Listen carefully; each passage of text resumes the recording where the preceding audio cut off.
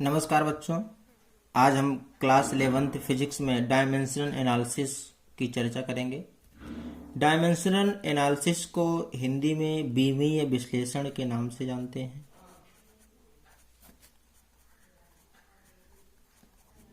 बीमीय विश्लेषण, यहाँ पर हम किसी भौतिक राशि की बीमा निकालते हैं, उसकी डायमेंशन निकालते हैं और उस डायमेंशन के द्वारा हम देखते हैं कि हमारी जो फिजिकल क्वांटिटी है, जो भौतिक राशियां हैं, फंडामेंटल क्वांटिटीज के साथ किस प्रकार रिलेटेड हैं, किस प्रकार संबंधित हैं। तो बीमीय विश्लेषण को समझने के लिए, डायमेंशन एनालिसिस को समझने के लिए सबसे पहले आपको फंडामेंटल क्वांटिटी को समझना होगा, प्राथमिक राशियों को समझना होगा। जो फंडामेंटल क्वांटिटी हैं वे पूर्णतः स्वतंत्र होती हैं, साथ ही साथ इनकी अपनी एक परिभाषा होती है जो कि विशेष कंडीशन में, जैसे कि फिक्स्ड टेम्परेचर या फिक्स्ड प्रेशर पर इनकी कुछ कंडीशंस होती हैं जिसको ये फुलफिल करती हैं। तो हमारे पास मेनली 7 फंडामेंटल क्वांटिटी हैं, 7 भौतिक राशियां हैं, जिनमें आपकी फर्स्ट है मास, जिसको हम द्रव्यमान के नाम से जानते हैं। दूसरी है लेंथ,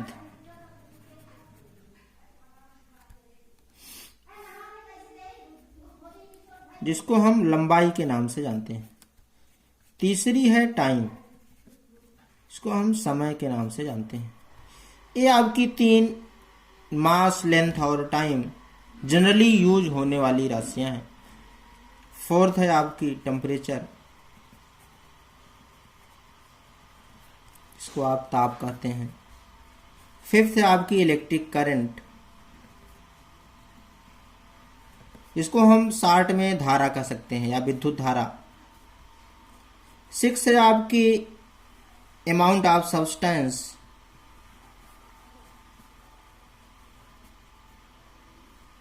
पदार्थ की मात्रा, पदार्थ की मात्रा। और 7 है आपकी ल्यूमिनस इंटेंसिटी,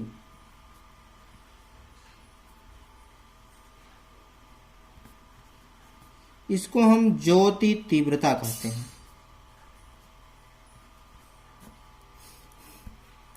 तो ये आपकी मेनली 7 फंडामेंटल क्वांटिटी हो गई।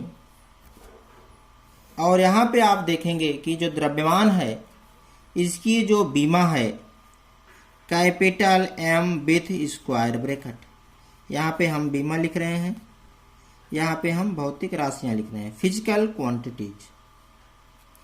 तो द्रव्यमान की हो गई M, लंबाई लेंथ जिसको हम capital L with square bracket, time T with square bracket, temperature को हम थीटा में लिखते हैं, कहीं कहीं केल्विन भी यूज होता है, लेकिन मोर जनरली आप थीटा यूज करेंगे with square bracket. Electric current विद्युत धारा जिसका मात्रक होता है एम्पियर, तो इसकी जो डायमेंशन है कैपिटल है with square bracket. Amount of substance, पदार्थ की मात्रा जिसको हम मोल कहते हैं, इसकी डायमेंशन यूज नहीं होती जनरली, लेकिन फिर भी जानकारी के लिए आपको पता होना चाहिए। और लास्ट है ल्यूमिनस इंटेंसिटी, ज्योति की तीव्रता, कैंडला शॉर्ट में इसकी डायमेंशन हम CD लिखते हैं। अब अगर आपको ये क्वांटिटी की डायमेंशन से पता होंगे तो और भी जितनी भौतिक राशियां हैं इनकी डायमेंशन आप निकाल सकते हैं। अगर हम डायमेंशन की डिफिनीशन की बात करें, इसके परिभाषा की बात करें, तो dimensions are the power raised on a fundamental quantity to represent a physical quantity या to represent a derived quantity। यानी इन फंडामेंटल क्वांटिटी के ऊपर आप पावर्स लगाकर किसी अन्य फिजिकल क्वांटिटी को रिप्रेजेंट कर सकते हैं। यानी बीमा फंडामेंटल क्वांटिटी पर लगाई गई वह पावर है, वह घात है जो किसी भी भौतिक राशि को रिप्रेजेंट कर सकती है या किसी भी व्युत्पन्न राशि को बता सकती है। यानी कि आपके पास जो डायमेंशन है यही 7 m, l, t, थीटा और a, इनके आधार पर आप किसी भी फिजिकल क्वांटिटी को रिप्रेजेंट कर सकते हैं। लास्ट नहीं दिख रहा है 7th ल्यूमिनस इंटेंसिटी, हम लिख दे रहे हैं फिर से यहाँ पे ल्यूमिनस इंटेंसिटी, जिसको शॉर्ट में हम CT लिखते हैं। तो फिर हम स्टार्ट करते हैं यहाँ पे डायमेंशन निकालना। सबसे पहले हम बात करते हैं मास की, द्रव्यमान की। अगर आपसे कोई पूछे कि द्रव्यमान की बीमा क्या है, मास की डायमेंशन क्या है, तब आप क्या बताएंगे? स्क्वायर ब्रैकेट में कैपिटल M। सीधा मास की जो बीमा है स्क्वायर ब्रैकेट में कैपिटल M। लेंथ, लंबाई की क्या बीमा है? स्क्वायर ब्रैकेट में कैपिटल L। समय, टाइम, टाइम की क्या बीमा है? स्क्वायर ब्रैकेट में कैपिटल T। टेम्परेचर की क्या बीमा है? स्क्वायर ब्रैकेट में थीटा, या केल्विन भी आप ले सकते हैं, लेकिन मोर जनरली आप थीटा ही लेंगे। ऐसे ही इलेक्ट्रिक करंट, विद्युत धारा की क्या बीमा है? स्क्वायर ब्रैकेट में कैपिटल A। यहाँ पे ध्यान देंगे डायमेंशन की एक विशेष कंडीशन है कि अगर आप स्क्वायर ब्रैकेट नहीं लिखते हैं तो वह डायमेंशन आपकी गलत मानी जाएगी। तो प्रयास यही करें कि जहां भी आप डायमेंशन लिखें वहां पर स्क्वायर ब्रैकेट कभी ना भूलें। बच्चे ज्यादातर गलतियां यही करते हैं, और डायमेंशन तो सही लिखते हैं लेकिन स्क्वायर ब्रैकेट लिखना भूल जाते हैं। तो इसलिए हम आपसे यही कहेंगे कि स्क्वायर ब्रैकेट को लिखना ना भूलें जहां भी डायमेंशन लिखें। तो हमारे पास ये डायमेंशन आपकी मिली मास की कैपिटल M स्क्वायर ब्रैकेट में, लेंथ लंबाई की कैपिटल L स्क्वायर ब्रैकेट में, टाइम समय की कैपिटल T स्क्वायर ब्रैकेट में, टेम्परेचर यानी ताप थीटा स्क्वायर ब्रैकेट में। लेकिन हम जनरली M, L, T का ही यूज करेंगे। जब जरूरत होगी तो थीटा का यूज करेंगे जहां पे ताप आए। तो हम सबसे पहले निकालते हैं फिजिकल क्वांटिटी। पहले फर्स्ट हम निकालते हैं एरिया। एरिया जिसको आप क्षेत्रफल कहते हैं। एरिया इज इक्वल होता है लेंथ इंटू विड्थ, लंबाई गुणे चौड़ाई। तो लंबाई लेंथ और जो चौड़ाई है वह भी एक प्रकार की लेंथ ही है, तो इसकी भी dimension capital L with square bracket. तो यहां पे आप देख रहे हैं मल्टीपल है, गुणा है। गुणे में जो इसकी पावर्स हैं वो ऐड होती हैं, गुणे में जो घाते हैं जुड़ जाती हैं। तो L की पावर यहाँ पे 1 है, मल्टीप्लाई बाई L की पावर यहाँ पे 1 है। तो स्क्वायर ब्रैकेट के अंदर L की पावर 2, ये आपकी एरिया यानी क्षेत्रफल की डायमेंशन हो गई। यहाँ पे एक और बात है, कंडीशन है कि जो डायमेंशंस होती हैं उनकी जो हम पावर पढ़ते हैं तो power 2, power 1, power 3, power 4, power 5 ऐसे पढ़ते हैं, स्क्वायर नहीं पढ़ते, क्यूब नहीं पढ़ते। तो ये प्रयास आपका रहना चाहिए पढ़ने में त्रुटि नहीं होने पाए। यानी हम स्क्वायर नहीं पढ़ेंगे, क्यूब नहीं पढ़ेंगे, पावर से पढ़ेंगे। उनकी पावर अगर 1 है तो 1 पढ़ेंगे, उनकी पावर 2 है तो पावर 2 पढ़ेंगे, पावर 3 है तो पावर 3 पढ़ेंगे, स्क्वायर क्यूब नहीं पढ़ेंगे। ऐसे ही दूसरा हम लेते हैं वॉल्यूम, जिसको आप आयतन कहते हैं। आयतन बराबर होता है लंबाई गुणे चौड़ाई गुणे ऊंचाई, L into B into H. यानी लंबाई है, इसकी भी डायमेंशन स्क्वायर ब्रैकेट में कैपिटल L, मल्टीप्लाई बाई चौड़ाई है, इसकी भी dimension capital L square bracket में, ऊंचाई है, इसकी भी dimension capital L with square bracket. तो L की पावर 1 मल्टीप्लाई बाई L की पावर 1 मल्टीप्लाई बाई L की power 1 is equal to square bracket के अंदर L की पावर 3। ये आपके आयतन की बीमा होगी। ऐसे ही तीसरा हम बात करते हैं डेंसिटी का, जिसको कि आप घनत्व के नाम से जानते हैं। डेंसिटी घनत्व बराबर क्या होता है? M बाई V, यानी मास बाई वैल्यूम, द्रव्यमान बटे आयतन। मास मीन्स द्रव्यमान और वैल्यूम मीन्स आयतन, द्रव्यमान बटे आयतन। तो M की बीमा द्रव्यमान यानी कि स्क्वायर ब्रैकेट में कैपिटल M डिवाइडेड बाई आयतन की बीमा अभी हमने यहाँ पे निकाला L की पावर 3, तो स्क्वायर ब्रैकेट में L की पावर 3। तो यहाँ पे L की पावर 3 देखिए पॉजिटिव में है, इसको हम एक साथ लाएंगे, M के साथ लाएंगे। तो आप लिखेंगे स्क्वायर ब्रैकेट में कैपिटल M, L की पावर जो यहाँ पर नीचे +3 में था ऊपर जाएगा तो -3 में हो जाएगा। यानी कि हमारे पास डेंसिटी की बीमा आ गई है ml की पावर -3। ये डेंसिटी की बीमा है। ऐसे ही हम और भी फिजिकल क्वांटिटी की बीमा निकालेंगे। अब हम निकालते हैं स्पीड यानी चाल।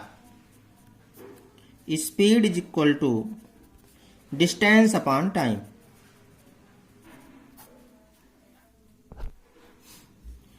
Speed is equal to distance upon time या चाल बराबर दूरी बटे समय।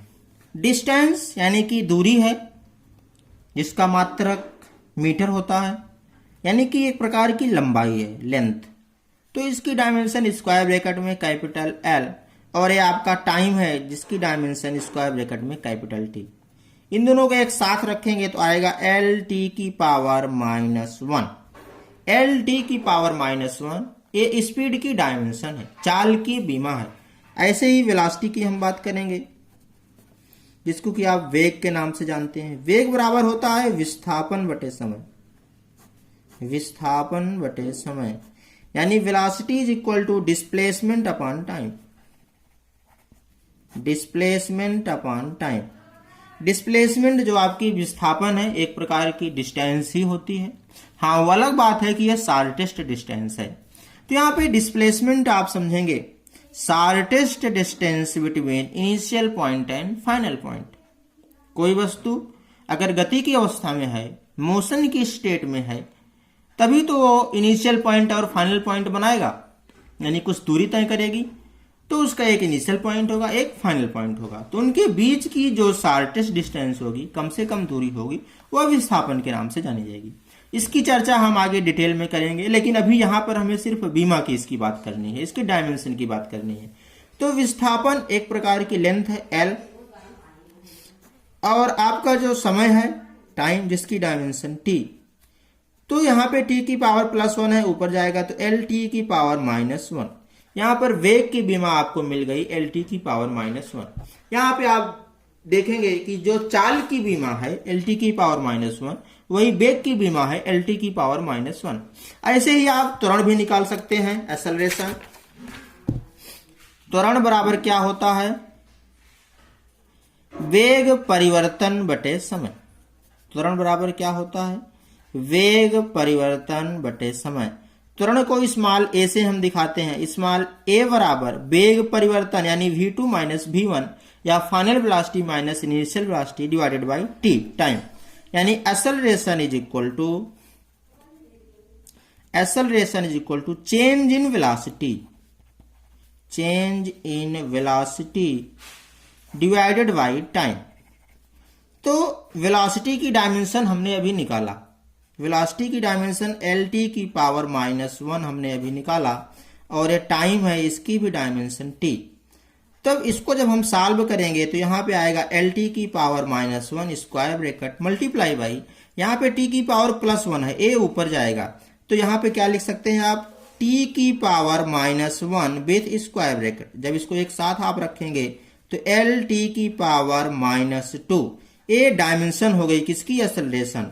डायमेंशन ऑफ एक्सेलरेशन, यानी जो आपका त्वरण है उसकी डायमेंशन हो गई LT की पावर -2। ऐसे ही आप फोर्स का भी निकाल सकते हैं, बल की बीमा। फोर्स F बराबर होता है M into A। Force is equal to mass into acceleration, mass into acceleration. बल बराबर द्रव्यमान गुणे त्वरण। तो अगर हम बल की बीमा निकालें तो बल की बीमा निकालने के लिए हमें द्रव्यमान की बीमा पता है, स्क्वायर ब्रैकेट में कैपिटल M, और त्वरण की बीमा अभी अभी हमने निकाला LT की पावर -2। तो हमारे पास बल की बीमा हो गई MLT की पावर -2। इसी आधार पर और भी जितनी फिजिकल क्वांटिटी है उनकी बीमा आप लोग निकालेंगे, और जहां पे समस्या होगी वहां पे बताएं। दूसरी चीज, अगर एनर्जी की बीमा आप निकालते हैं, एनर्जी आपकी, यहाँ पे हम मैकेनिकल एनर्जी की बात कर रहे हैं अभी। मैकेनिकल एनर्जी मुख्यतः दो प्रकार की है, जैसा कि आप जानते हैं। एक काइनेटिक एनर्जी है, एक पोटेंशियल एनर्जी है।